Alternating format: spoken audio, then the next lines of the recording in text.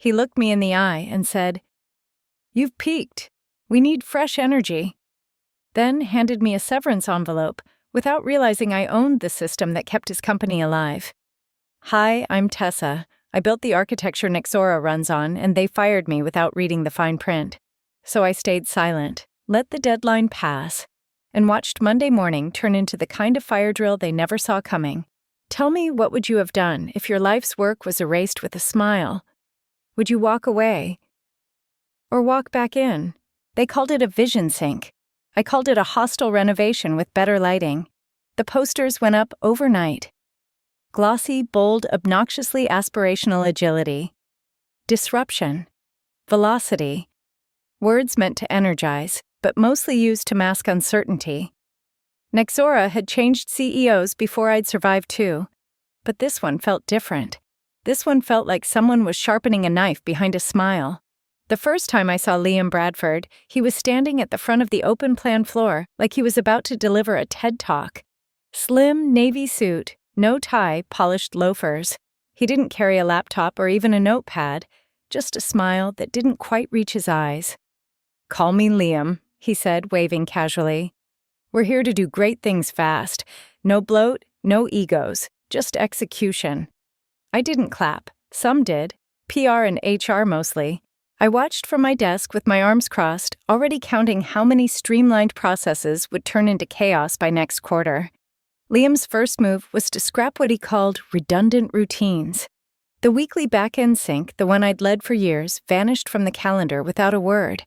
When I asked Nicole about it, she just shrugged and said, "Everything's going through the new ops lead now. No one's sure what that means." Then came the email. My title had been changed in the org chart. From Director of Systems Architecture to Tech-Led Back-End Alignment. No conversation, no explanation, just a bullet point in a company-wide restructuring update sandwiched between new snack vendor and updated dress code. It wasn't the downgrade that stung. It was the erasure. By Thursday, code started moving in the main repo modifications to core logic I'd personally written undocumented with no sign-off.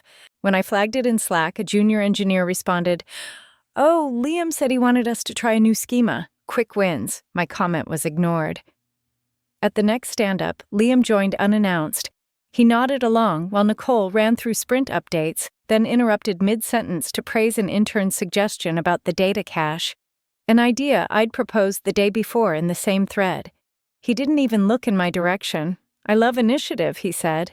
"We need that kind of thinking across all levels." It was classic demean. Discredit. Dismiss. The quiet undoing of someone's credibility without ever raising a voice. I'd seen it before. But this time, I documented everything.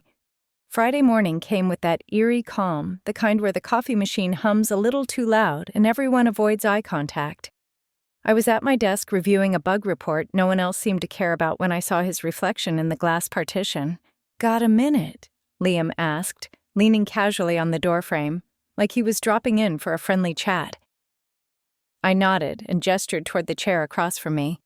He didn't sit. "I'll be blunt," he began in that rehearsed tone executives use when they're about to pretend candor is a virtue. "You've been here a long time, 8 years, I said flatly. "Right, and you've done good work, but the company's evolving and we need people who move at a different pace. Fresh energy.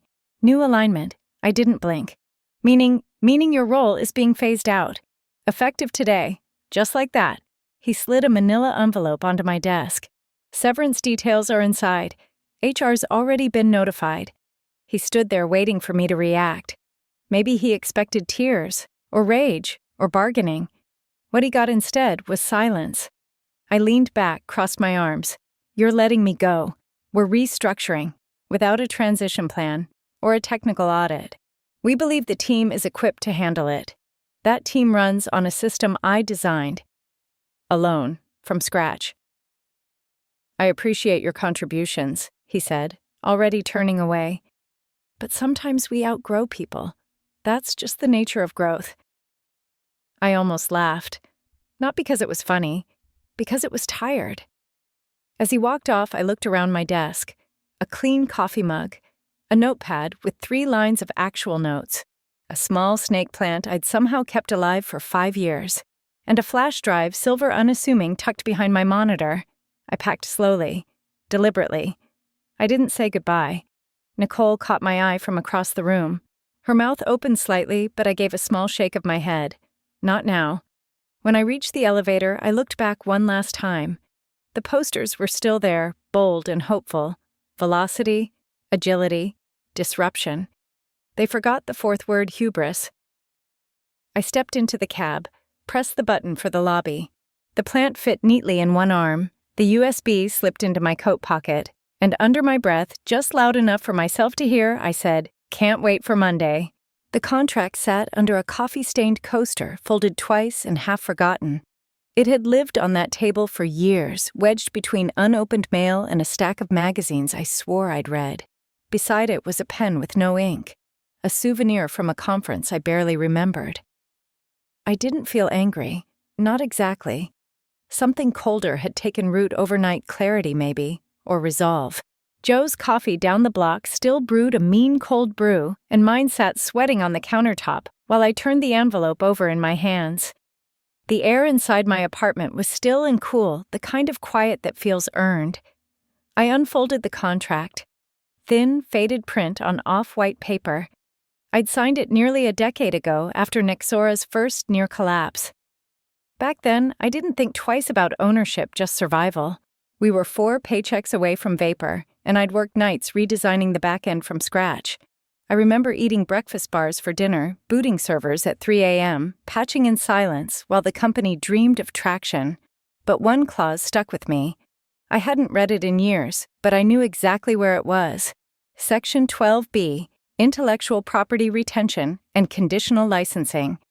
All proprietary system architecture developed by the employee and registered under U.S. patent law shall remain the legal property of the employee unless full rights are transferred in writing. Continued use beyond expiration of licensing term shall require renegotiation, and failure to do so may constitute a breach under relevant IP statutes. It was buried. But so was gold once. I flipped to the last page, scanned the dates. My licensing agreement with Nexora had a 10-year term. It was signed March 27, 2013. Today was March 25, 2023. The entire company was running on code I owned, systems I built, and unless someone renewed that license, their access expired at 11:59 p.m. Sunday. In 42 hours, I leaned back in the chair. Let the weight of it settle. Not rage, not triumph, just the cool surprise of discovering a fire escape you forgot you built. My phone buzzed. Maya's sister. Heard about the job. You okay? Want me to bring wine or vengeance? I smirked and typed back, me neither. I'm handling it. But maybe wine Monday night. She sent a thumbs-up emoji and a gif of someone setting fire to a stack of papers. That was Maya, always louder than necessary, always right behind me when the ground shifted. I slid the contract into a file folder, opened my laptop, and began drafting the email. Tone calm, content factual. I CC'd Nexora Legal HR, the former CTO, still in my contact list, and of course, Liam. Subject notice of intellectual property, licensing, expiration. Action required. I kept it simple. Cited the clause, the patent number, the expiration date, clarified that continued use after Sunday without renegotiation would constitute unauthorized use under U.S. IP law. No threats, no emotion, just the kind of language that made legal teams break out in cold sweats.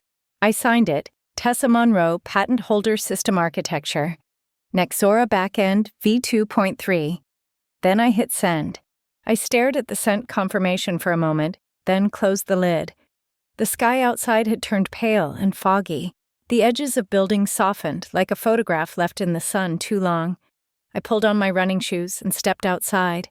The first few blocks where slow muscle memory hadn't kicked in yet, but as I reached the bridge, pace evened out. Cars passed beneath me. No one knew. Not yet. But they would. By Sunday night, the reply chain had started. First came HR, vague nervous. We'd like to clarify some terms of your departure. Then legal. Can we set up a conversation first thing Monday, and finally at 10:42 p.m.? Liam. Subject urgent. Licensing confusion, Tessa. There appears to be a misunderstanding. I'd like to resolve this directly before business hours. Please call me ASAP. I read it twice. Then again. It had the flavor of a man realizing he'd stepped off a ledge and only just noticed the ground missing. I didn't reply. Instead, I stood up, poured myself another cold brew, and watched condensation bead down the glass. Sometimes silence speaks louder than threat. At 8:07 a.m., the first alert came and back-end authentication failed. By 8:10, Nexora's open office floor resembled a crash site. Screens frozen mid-report, developers scrambling for answers, project managers whispering into phones like something sacred had snapped. At 8:14, an intern asked if someone had accidentally unplugged the servers. At 8:17, clients began calling.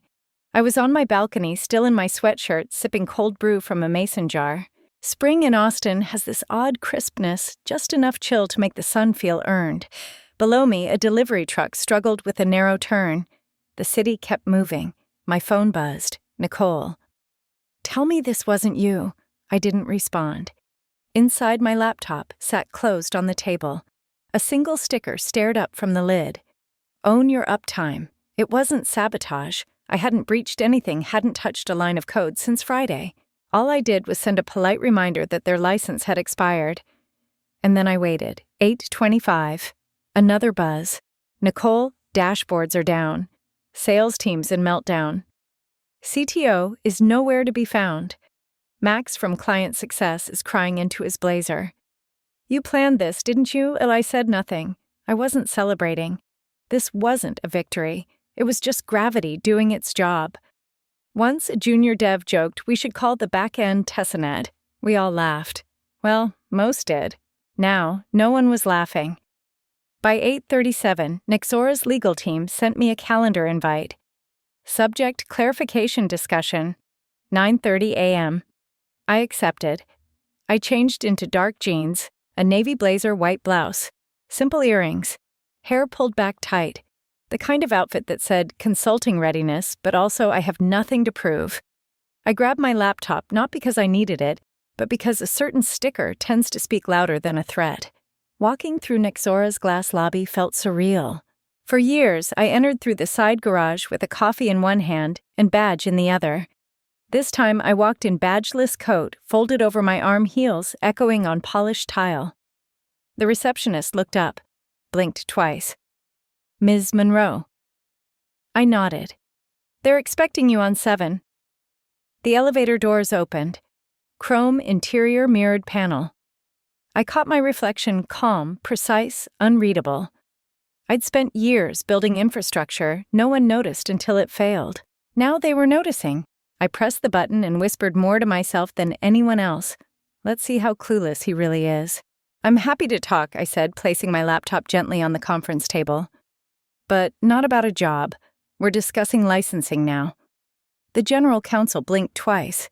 His nameplate said Richard Gaines, but he looked more like a man wishing for early retirement. To his left sat a younger associate scribbling frantic notes. Across the table, a metal water pitcher sweated into a paper coaster. No one touched the glasses. Behind the glass wall, the office floor moved like a distant aquarium. People pacing screens, flickering managers, leaning into headsets as if leaning harder would fix the outage.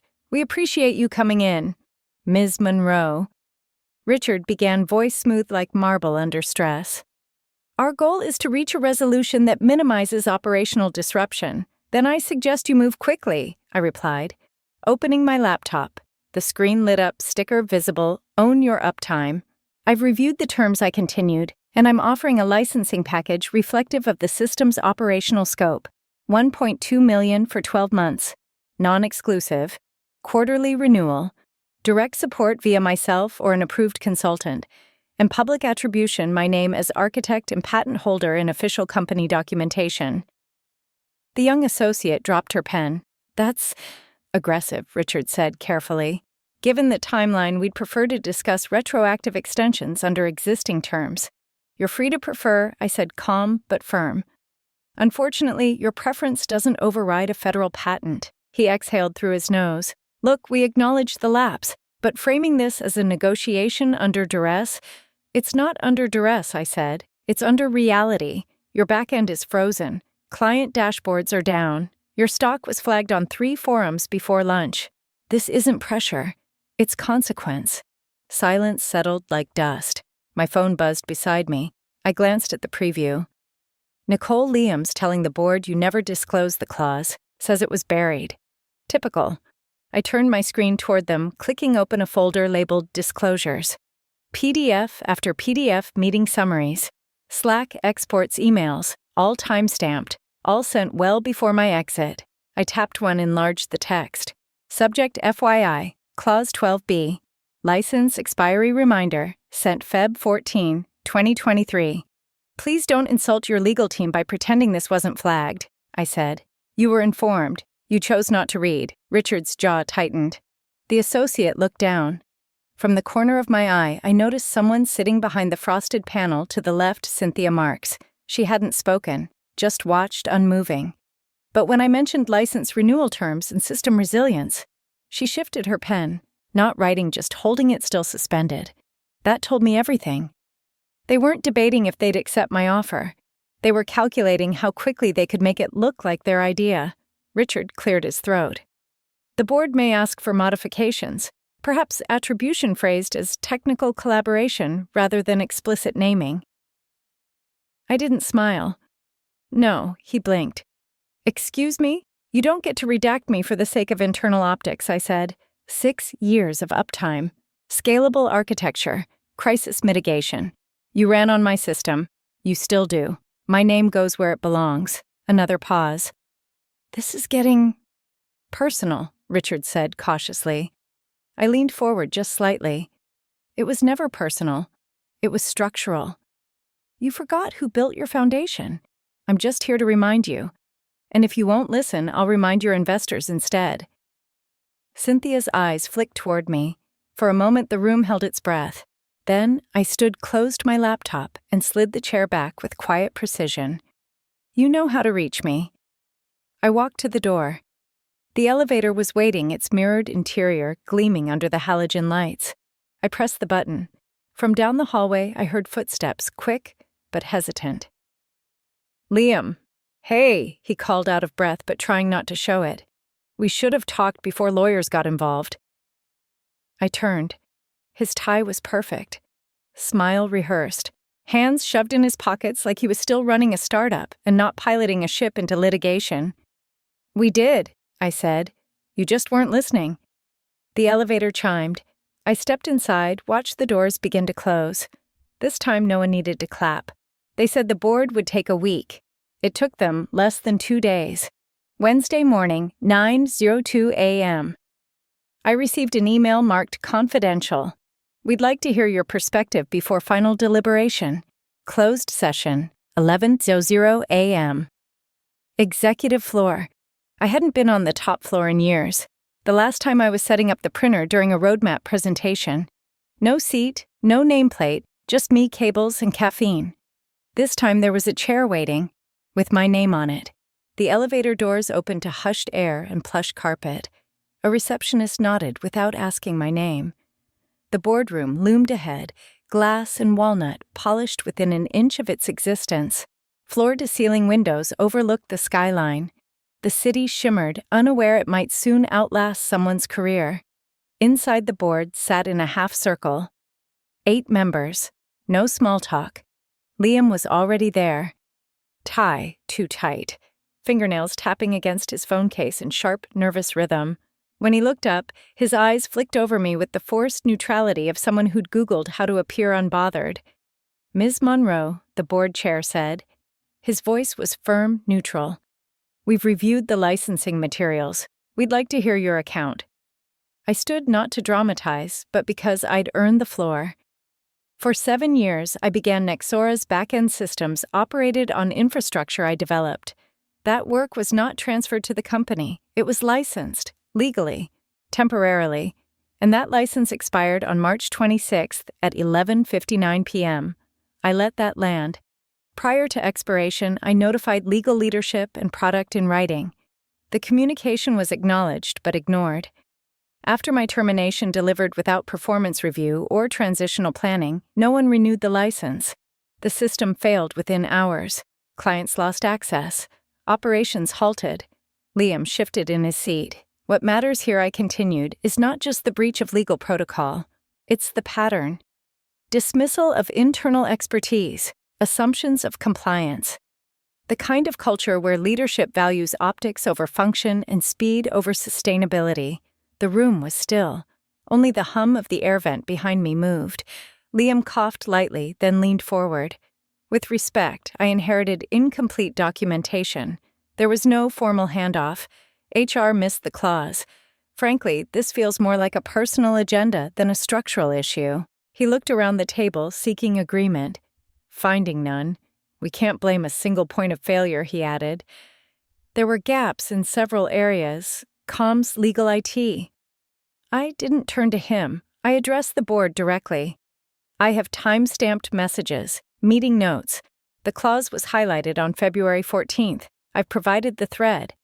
I also provided documentation that shows system dependency on the architecture. This isn't about vendettas. It's about governance.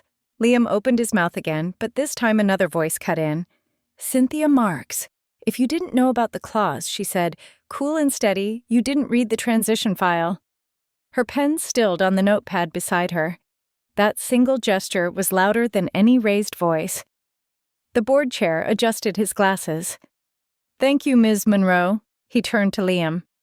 Mr. Bradford, you've cited incomplete information, blamed departmental gaps, and made assumptions without verification. Leadership is not just about strategy, it's about stewardship. And in this case, it was absent. Liam's lips tightened, but he said nothing. Effective immediately, the chair continued, you are suspended pending formal review. Ms. Monroe, thank you for stabilizing the company during this event. The sentence fell like a gavel. For a moment, I felt the air shift, not triumph, just truth settling into a space where it had been missing too long. As the room began to stir, the chair turned back to me. There's something else. The board would like to formally offer you the position of Chief Technology Officer. I held his gaze. No, the room paused. Even Liam looked up.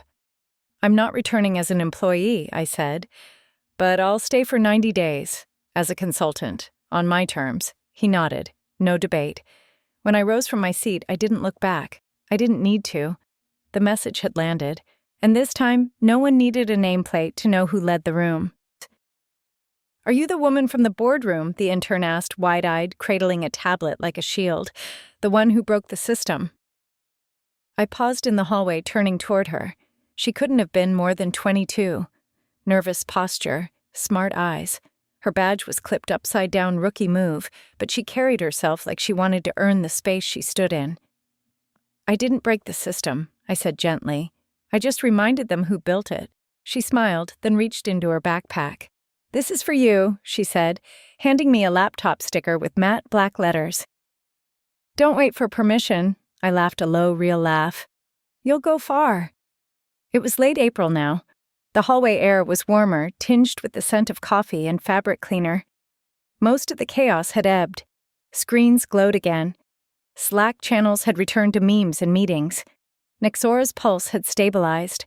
I'd spent the past 6 weeks working as quietly as I'd once built, cleaning up documentation, outlining continuity plans, drafting a new protocol for IP ownership, one that ensured junior engineers wouldn't wake up to find their work orphaned in the system.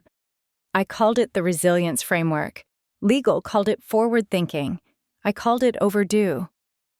Nicole was waiting by the glass doors. She had 2 coffees in hand, mine black, hers with oat milk and cinnamon. You're really leaving this time, she asked, passing me the cup. I nodded. Contract's done.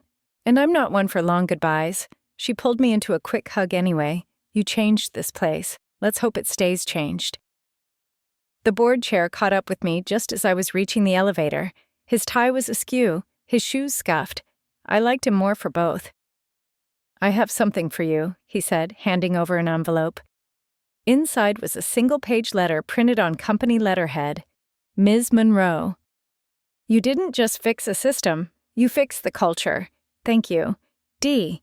Kessler Board Chair, I rolled the letter carefully and tucked it into my bag next to the sticker.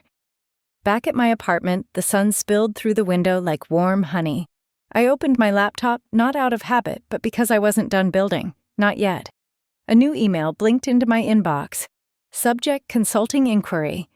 Scalable Infra Support. Sender unknown.